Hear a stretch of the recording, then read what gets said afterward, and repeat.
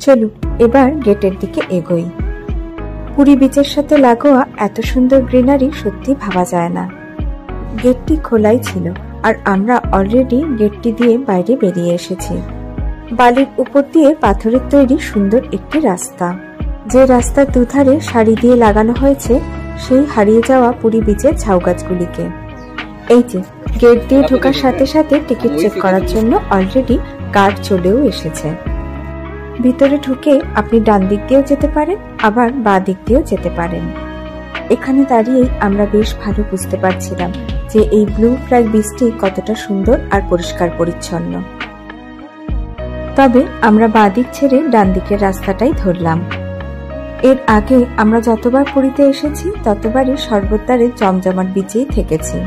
সবুজে ঘেরা পুরীতে যে এত সুন্দর বিচ আছে এদিকে না থাকলে সত্যি জানতে পারতাম না।